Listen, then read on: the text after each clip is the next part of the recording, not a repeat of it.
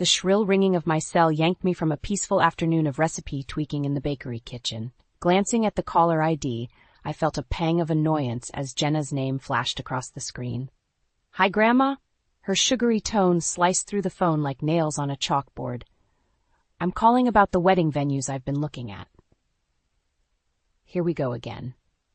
Ever since announcing her engagement to Chad 3 months ago, my normally sweet granddaughter had transformed into a demanding bridezilla. "They're just so expensive," she whined.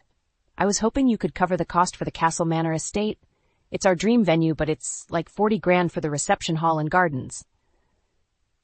I clutched the phone tighter, choking back the urge to laugh at her audacity. $40,000? For a single day? That's more than I grossed in the bakery's first year. "Sweetheart, I don't have that kind of money," I replied evenly. "My bakery does well, but financing an entire wedding is beyond my means. Haven't Chad's wealthy parents offered to chip in?" There was an indignant huff on the other end. No, they haven't offered a dime. Chad's dad is totally broke from his divorce and his mom spends every penny on Botox and designer handbags. So the gravy train ran dry on her fiancé's side too. I should have seen this coming a mile away. "Well, I'm sorry, Jenna, but I simply can't afford it," I said firmly. "Look into something more reasonable for your budget." The next words that tumbled out of her mouth struck me like a sucker punch to the gut.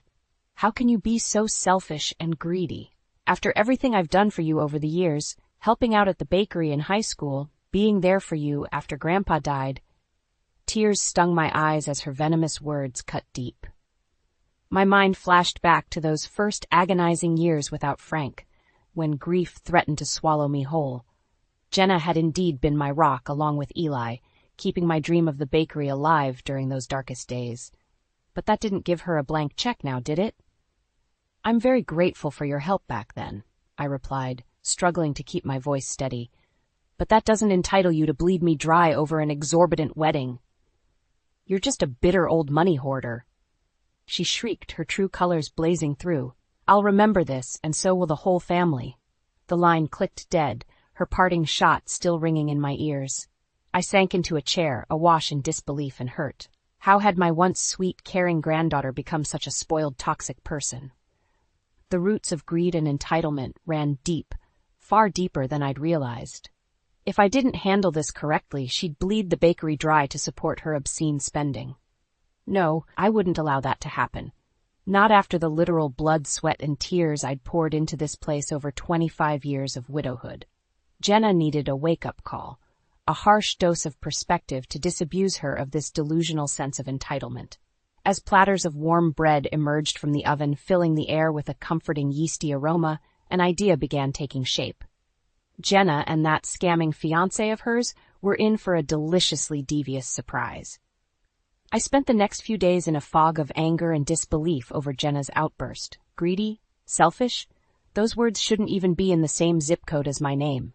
Everything I had, this bakery, my home, my whole life, was built on selflessness, on putting others' needs ahead of my own at every turn, no matter how difficult the sacrifice.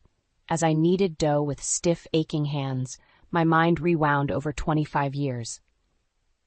The sleepless nights spent crying into Frank's flannel shirts after his death, the oaky scent of his cologne tormenting me. Scraping together every penny of our meager savings to start this bakery, despite everyone saying I was crazy to go it alone. Working 18-hour days, struggling to keep the business afloat, all while mothering a newborn grandson as Eli's folks dealt with their own crises. Draining my retirement fund to put Jenna and Eli through college debt-free when their parents declared bankruptcy. Did any of that generosity, that selflessness, mean a damn thing to Jenna now? Apparently not. She saw me as nothing more than a bottomless well to fund her glitzy social climbing. "Everything okay, Grandma?" I glanced up to see Eli's concerned face in the bakery doorway, his worn Captain America t-shirt and tousled hair a comforting sight. "Hey, hon," I replied, managing a weak smile. "Just thinking too much, that's all." He ambled over, plucking a chocolate chip cookie from the cooling rack and flashing that warm, boyish grin that could make anyone's bad day better. "I heard about Jenna's latest antic," he said through a mouthful of gooey goodness. "Don't let her freaking bridezilla act get you down, okay? She's just stressed."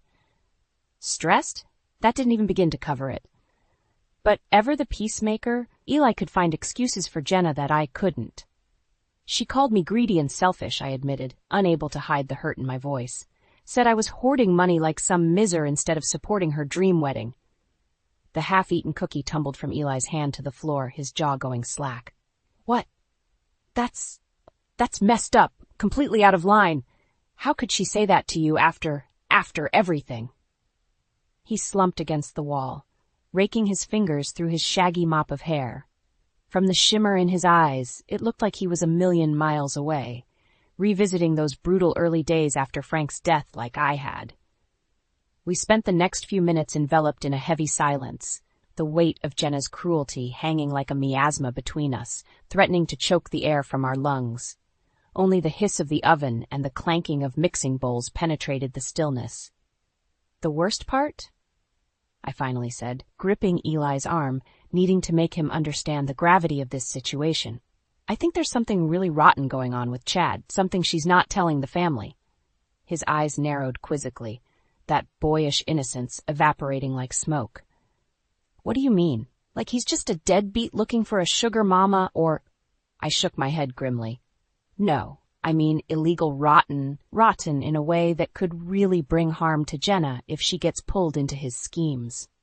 Sucking in a sharp breath, Eli ran his fingers through his hair again. Hard this time, like he was trying to dislodge the troubling thoughts crowding his mind. You really think Chad could be mixed up in some kind of shady racket? I gave a reluctant nod that made my stomach knot tighter. Sweetheart, I know greed and desperation when I see it. I saw it every day when I worked the streets as a teenage runaway, doing whatever I had to scrape by. A darkness clouded Eli's eyes, and something hardened in his boyish features. Then we've got to get to the bottom of this, Grandma, he declared, planting his hands defiantly on the countertop, and stop Jenna from making the biggest mistake of her life. A week later, Jenna swept into the bakery like a hellish bridezilla tornado, all traces of my sweet granddaughter buried under pounds of makeup and clouds of fake tan. There you are, she chirped in a sugary tone, completely at odds with the anger still simmering between us. I've got the most exciting news for you. I eyed her warily over the pastry case, noticing the blinding diamond rock on her finger, catching the light. So this was officially official now. Hi, Jenna. I replied cautiously. What's the big news? Squealing like a hopped-up teenager, she thrust her hand towards me, adorned with that grotesquely oversized ring. Chad proposed, for real this time, with an actual ring and everything. We're officially engaged. A weak smile tugged at my lips. That's wonderful, dear. Congratulations. Her expression turned sly, eyes glittering with avarice, and you'll be thrilled to hear we've decided to have our dream wedding right here in Bakersville, at the Castle Manor estate. My heart plummeted into my shoes, of course because no Bridezilla's fairy tale would be complete without a literal castle. Oh, well that's lovely, I'm sure. Very grand. Jenna waved her hand in a nonchalant gesture. Shh, grand smand. It's not like we need anything ridiculously over the top or flashy. Just a relatively simple, totally chill vibe, you know? Only the basic package with like the grand ballroom, ceremony gardens, cocktail lounge, and custom catering. Nothing insane. My jaw clenched as she laughed off the sheer luxury of it all. The basic package at Castle Manor would easily run 6 figures. I knew from attending a wedding there a few years ago. An amount that would cripple my entire life's nest egg. But don't worry, Grandma, Chad and I have got it covered, she said in a reassuring tone. No need to pitch in a single penny from your little bakery fund for this one. Something about the way her eyes glinted and the corners of her mouth curled sent a shiver down my spine. I'd seen that look 1,000 times hustling on street corners in my youth, sizing up marks to be fleeced. I'm sorry, Jenna, I don't quite follow. She rolled her eyes in feigned exasperation. Dewey, we're putting the entire wedding on your bakery's credit line, duh. You won't have to pay a cent out of pocket. The tray of croissants slipped from my hands, scattering crumbs and shattered glass across the floor.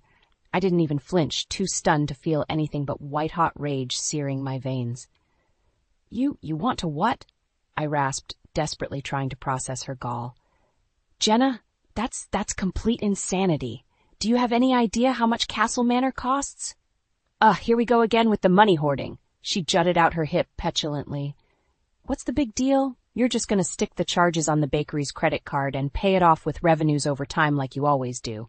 Simple as pie, Grandma.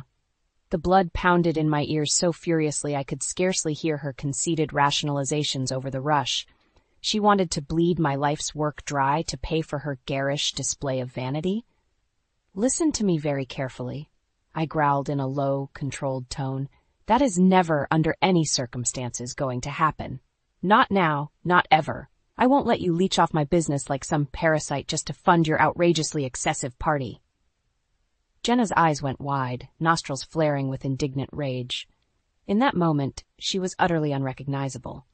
A grotesque, spoiled monster of entitlement, devoid of any shred of the granddaughter I'd adored.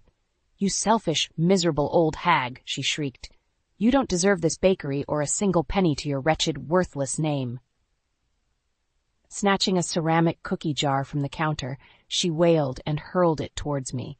I ducked just in time as it shattered against the wall, spraying shards of pottery everywhere.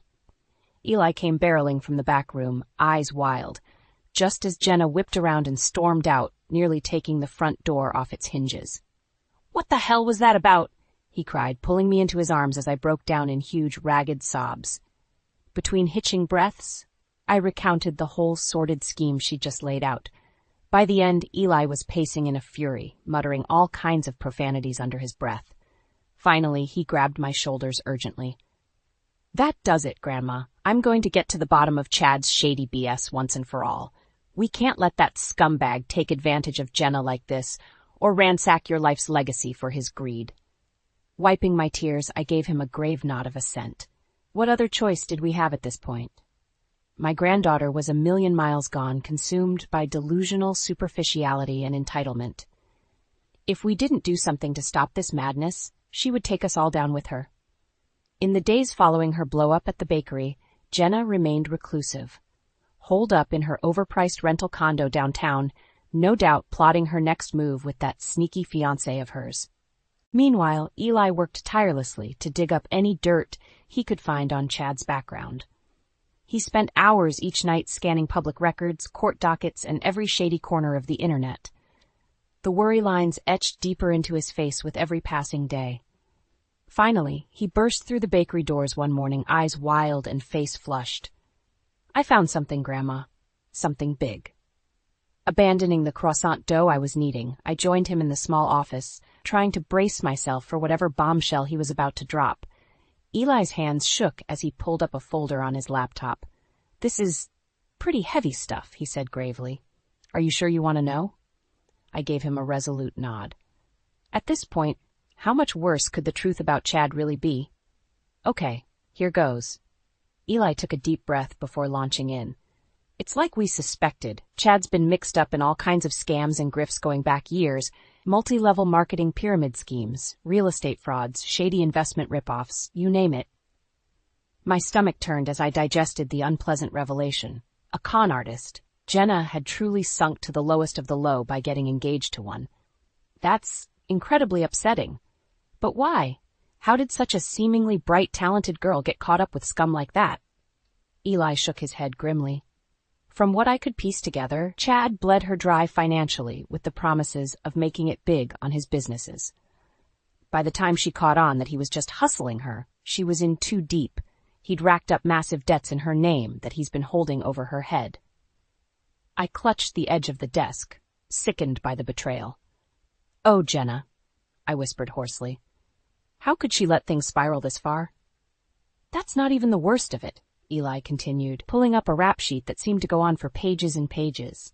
"Chad's got a serious criminal history, fraud, money laundering, even grand larceny charges in 3 states. And as far as I can tell, he's still pulling the same old con jobs on new groups of suckers every few months." I squeezed my eyes shut, fighting back the hot tears of fury and heartbreak. My own granddaughter had allowed herself to get tangled up with a pathological criminal, all for the prospect of a few dollars. No amount of money could ever be worth this devastation to our family. When did she get so materialistic? I choked out. So obsessed with projecting this sham of wealth that she'd throw away her integrity, her future, possibly even her freedom.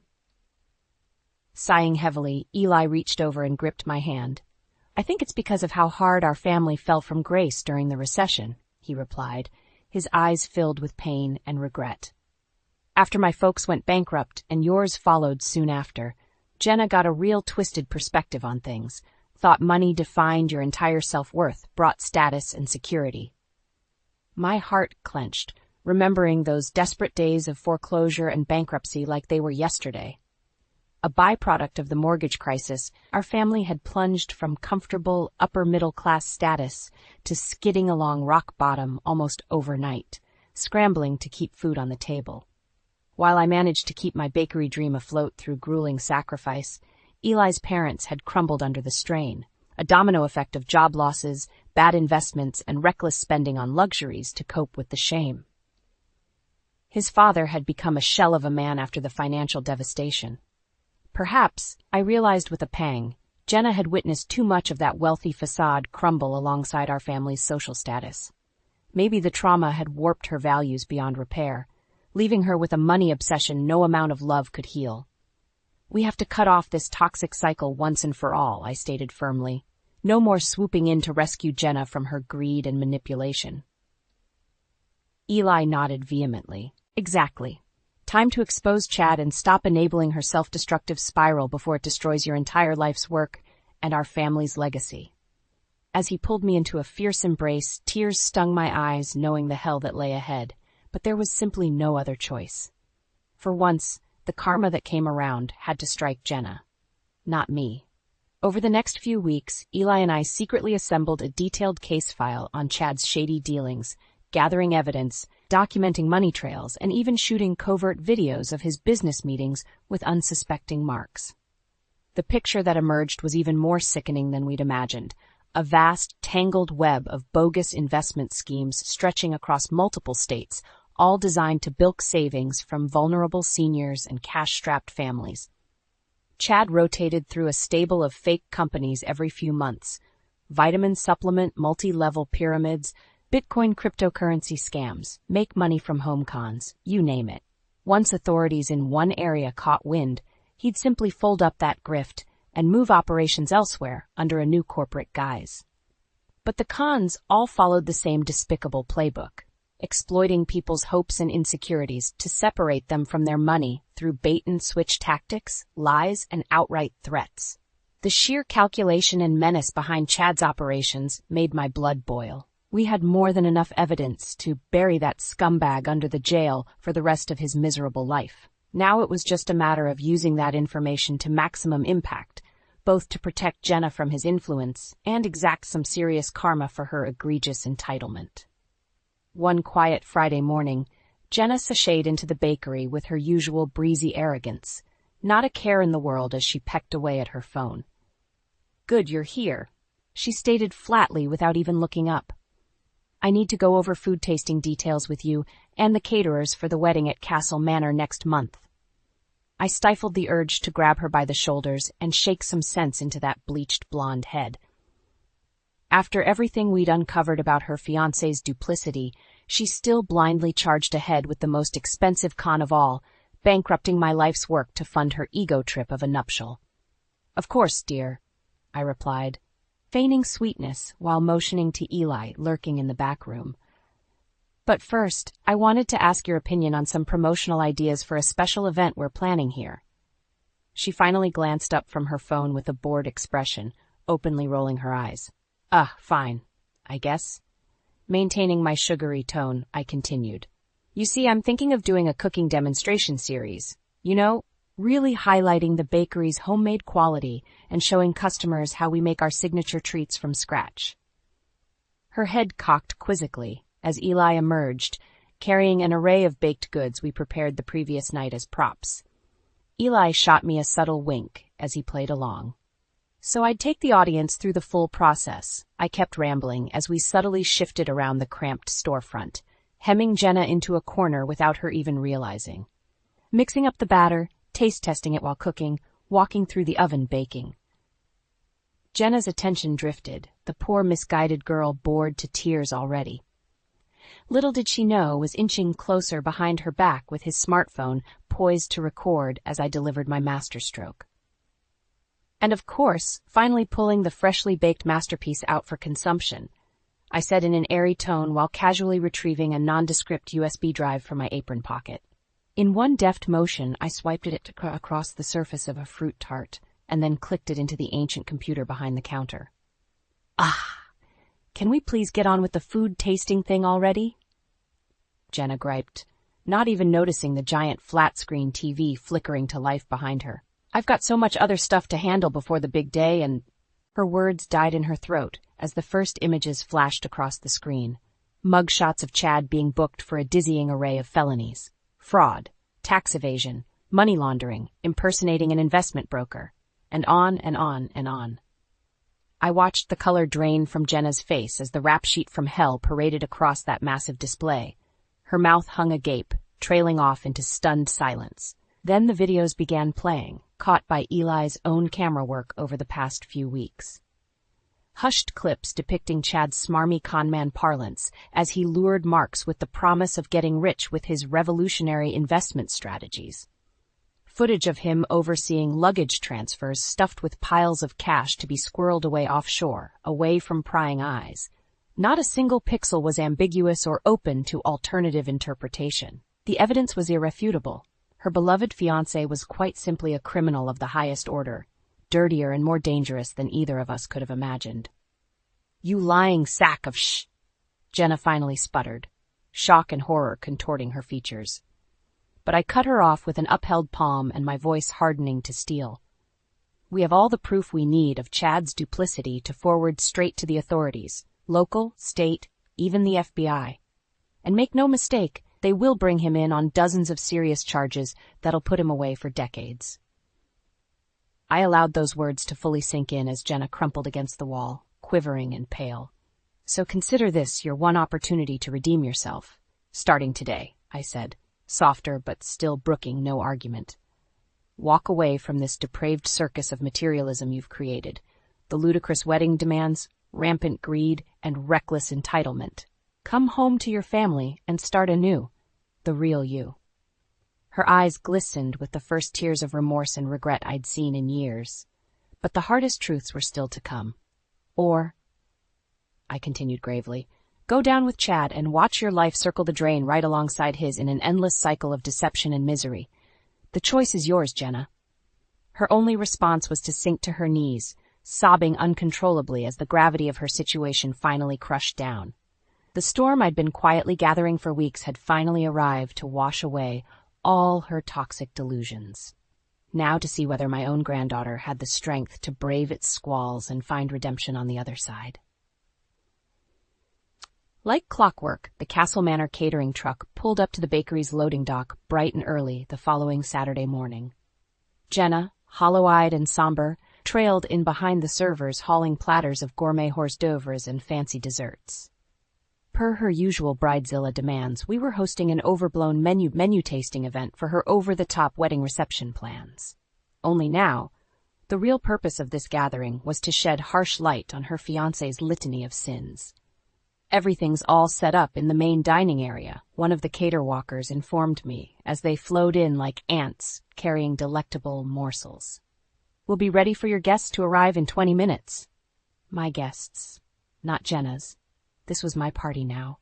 With an approving nod, I scanned the crowd of elaborately dressed waitstaff arranging the decadent displays. So many fancy imported delicacies, caviar triplets, edible flower garnishes, and chocolate fountains. All wildly excessive trappings that Jenna had insisted upon mere weeks ago.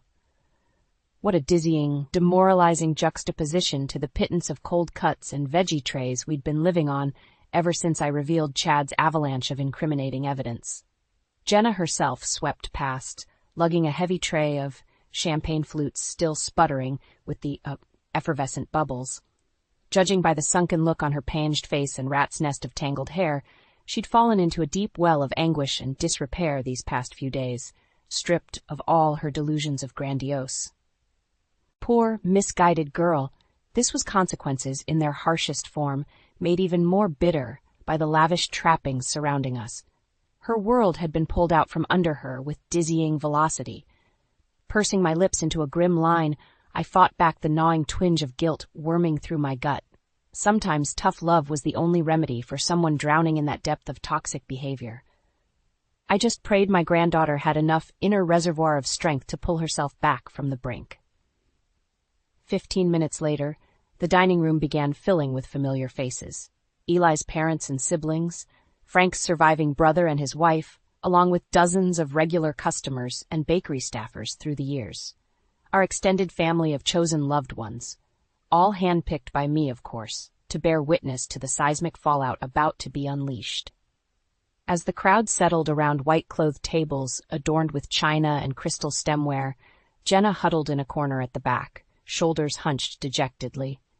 The empty trays around her bare feet suggested the long-forgotten relevance of the decadent spreads awaiting our arrivals. Finally, with the chatter of greetings and chair shuffling subsiding, I produced a ornate microphone and stepped up to the gilded multi-tiered cake display at the center of the room. "Welcome, everyone, and thank you all for being here today," I spoke in a ringing tone. "I've asked you, my cherished friends and family, to attend this special event." All eyes lasered in on me as I savored the drama of a perfectly timed pause. To officially cut ties with the corrosive greed and entitlement that's been slowly poisoning our lives. Shock rippled through the crowd in hushed whispers and furtive glances toward the haggard-looking Jenna shrinking against the far wall. A few seemed to put two and two together about the true nature of this menu tasting. For too long, we've been enablers to dysfunctional and damaging behavior, reckless disregard for the value of money, corrosive obsession with status symbols over human decency, and gross abuses of family trust and loyalty for personal gain. I turned to face Jenna directly, mustering every ounce of parental authority into my voice. I refuse, to allow this path of self-destruction to continue any longer. Starting today, there will be no more checks written from bank accounts you've bled dry. Jenna's eyes went wide with panic as I continued piling on the shame. No more maxed-out credit cards to subsidize illusions of wealth. No more tantrums or delusional spending demands. This cycle of sickness has to end. Several guests turned to gape at Jenna in shock as the hammer continued dropping. A few brothers got up and started slinking toward the exit. And make no mistake, I plowed ahead. Anyone still enabling this path of misguided destruction will be held just as culpable. There will be no... "Stop!" Jenna's anguished shriek cut me off as she bolted upright, face contorted in horrified realization at the karma unraveling around her. "Please stop, Grandma. You're right. You're absolutely right about everything."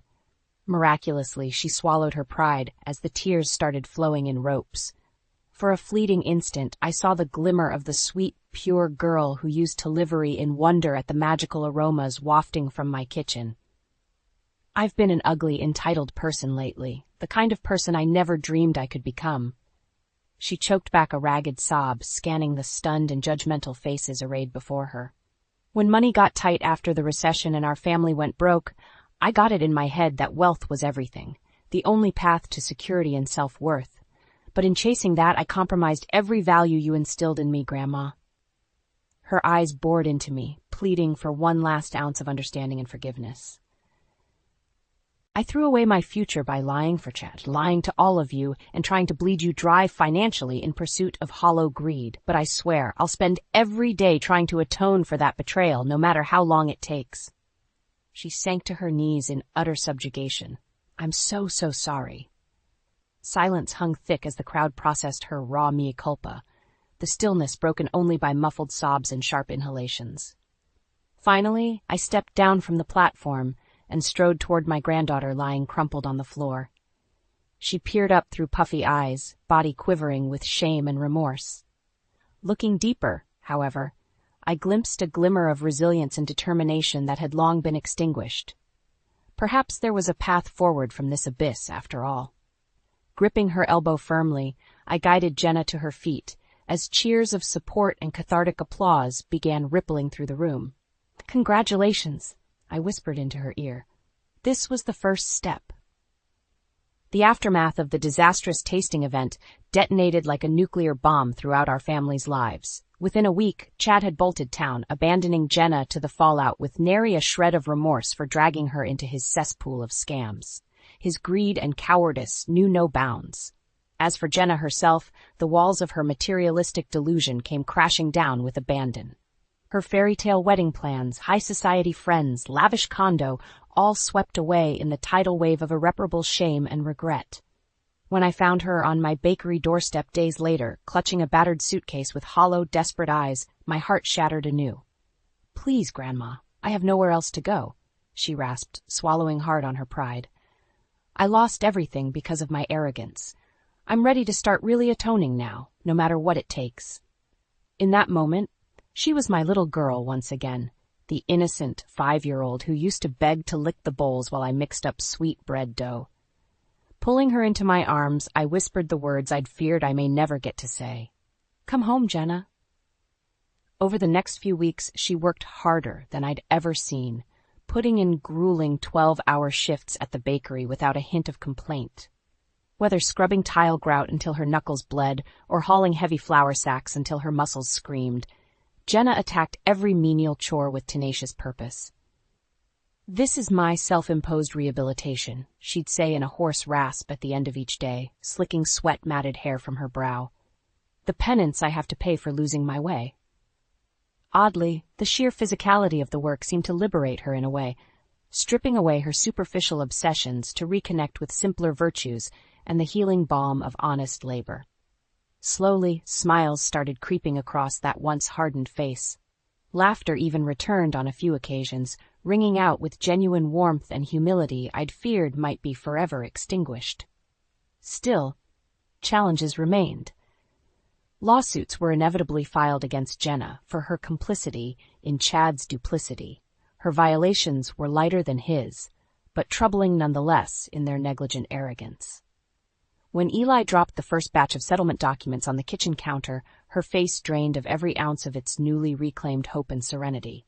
I can't ask you to cover these, Grandma. Not after everything." Clutching her trembling hands in mine, I gave her a resolute look, the firmness of a mother who'd already sacrificed everything else for her baby girl. What was one more big gesture of tough love? "You listen to me, Jenna. We will take care of this burden together as a family," I stated in a tone that brooked no argument. "We're not going to let the consequences of one man's evil consume any more of your future."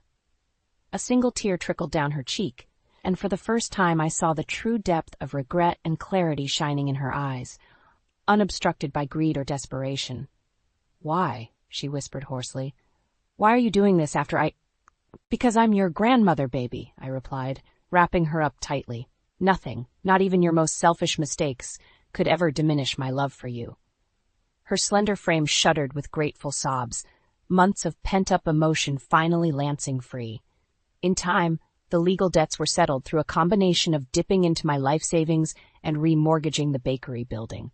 A hefty price to pay, but one that allowed Jenna to start her new beginning with a clean slate, and without the chains of indentured payments dragging behind her. Of course, she insisted on paying me back every cent of the bailout through her labor at minimum bakery wage. No more free rides to reinforce those lingering doubts.